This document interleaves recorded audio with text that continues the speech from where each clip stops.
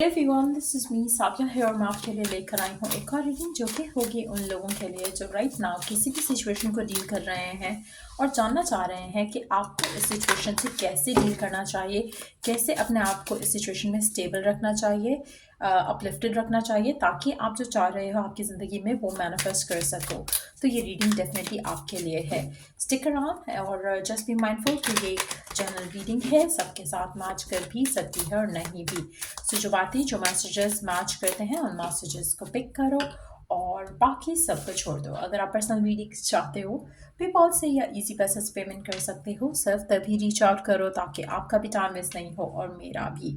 So let's see कि क्या message है डिवाइन की तरफ से आपके लिए करंट सिचुएशन में, क्या करना चाहिए आपको करंट सिचुएशन में ताकि आप इसे अच्छे से डील कर सको।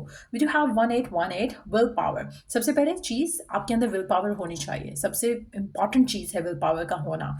अगर आप चाहते हो कि आप सक्सेसफुल हो, आप फॉरवर्ड मूव करो और सक्सेस हासिल करो अपने एंडेवर में, तो मुझे लगता है कि आपको सक्सेस मिलेगा, प्रॉस्पेरिटी मिलेगी। You have to go and get it. आप कुछ ना किए हुए आपको कुछ नहीं मिल सकता है। You have to show the will power और उसको हैंडल करो सिचुएशन को पॉजिटिव एटीट्यूड के साथ। आप डेफिनेटली सक्सेस अचीव करोगे, आप डेफिनेटली ऑब्स्टिकल्स को ओवरकम कर जाओगे। बहुत ज़रूरी है राइट नाउ कि जो आपकी ज़िंदगी में इवेंट्स हो रहे हैं आप इसकी इम्पॉर्टेंस को अंडरस्टैंड करो। आप डेफिनेटली अपने सारे एंडेवर्स में जो है आप सक्सेसफुल हो जाओगे। आपको नए एक्सपीरियंसेस भी मिलेंगे इन सब चीज़ों से और आपकी ज़िंदगी में राइट लोग, राइट हेल्प राइट टाइम पे आ जाएगी। आपको वरीड होने की ज़रूरत नहीं है।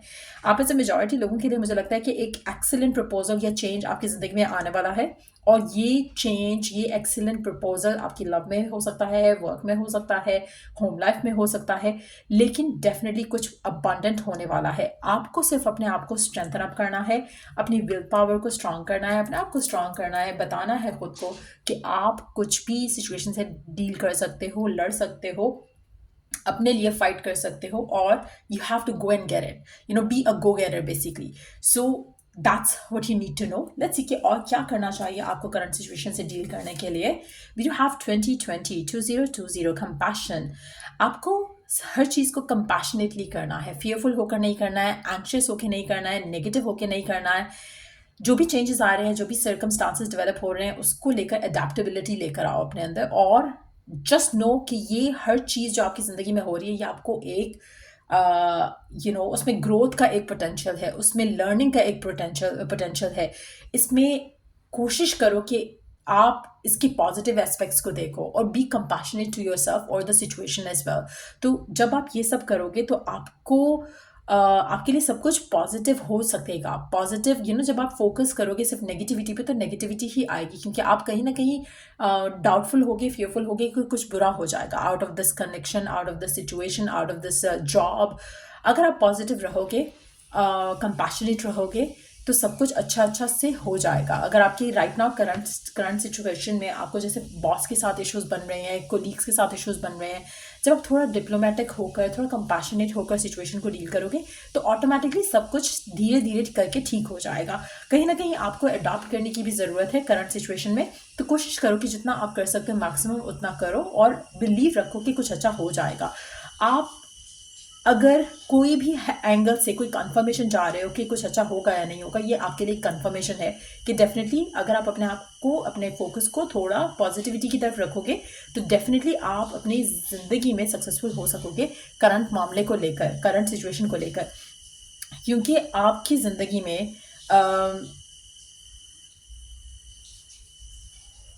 आप अगर चाहो तो अगर आप अपने आप को कंपैशनेट रखो, इनकरेज रखो, तो आप डेफिनेटली ब्लेसिंग्स भी ले सकते हो डिवाइन की तरफ से और लोगों की हेल्प भी कर सकते हो। और आपके अंदर इतना ज़्यादा पोटेंशियल है करंट सिचुएशन में, आप सोच भी नहीं सकते हो। आप कहीं ना कहीं अपने माइंड को थोड़ा स्विच करने की कोशिश करो पॉजिटिविटी की तरफ। जो भी करंट सर्कमस्टांसेस है जिसमें आप बहुत ज़्यादा नेगेटिव हो रहे हो, चाहे वो घर के मामलात हैं, लव लाइफ के मामलात हैं, यू हैव नो क्लू। अगर आपकी लाइफ में जैसे अगर मैं बात करूं, शायद आपके पेरेंट्स या आपके पार्टनर के पेरेंट्स इस कनेक्शन के लिए अप्रूवल नहीं दे रहे हैं, तो आप कहीं ना कहीं उस चीज़ के बारे में ज़्यादा सोच रहे हो। आप अपने थॉट्स को स्विच कर लो, आप पॉजिटिविटी की तरफ आना शुरू कर दो, पॉजिटिव एफर्मेशन यूज़ करना शुरू कर दो, ऑटोमेटिकली हर वो चीज़ जो आप चाह रहे हो और जो आप डिज़ायर कर रहे हो वो हो पाएगी।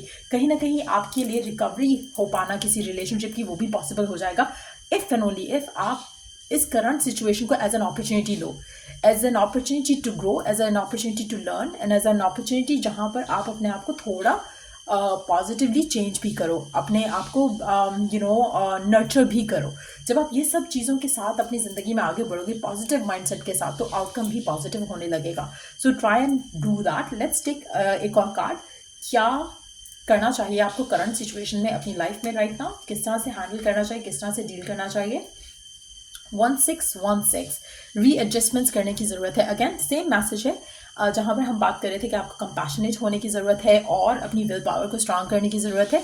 इसी तरह से मुझे लगता है कि आपको अपनी ज़िंदगी में थोड़ी एडजस्टमेंट्स करने की ज़रूरत है।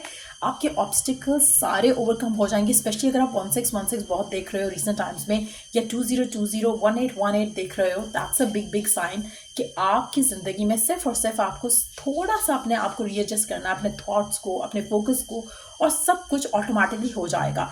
आपकी ज़िंदगी में आपका सोलमेट, आपका रोमांटिक रिलेशनशिप, कहीं भी अगर आपकी लाइफ में ब्लॉकेजेस हैं, तो मुझे लगता है कि आपका जो सेल्फ कंट्रोल है अपने थॉट्स को लेकर, अपने फियर्स को लेकर, अपने बिलीव्स को लेकर, अगर आप उसको फिक्स कर लोगे तो ऑटोमेटिकली सब कुछ होने लगेगा exactly the way you want. कहीं ना कहीं एक नया चैप्टर बिगिन होने की चांसेस काफ़ी ज़्यादा स्ट्रांग लग रहे हैं। डिवाइन की तरफ से एक कंफर्मेशन है 1616 कार्ड के साथ कि अपने आप को थोड़ा सा पॉजिटिव कर लो, सिचुएशन बहुत जल्दी आपके हक में बेहतर हो जाएगी। Everything is going to fall into place for you.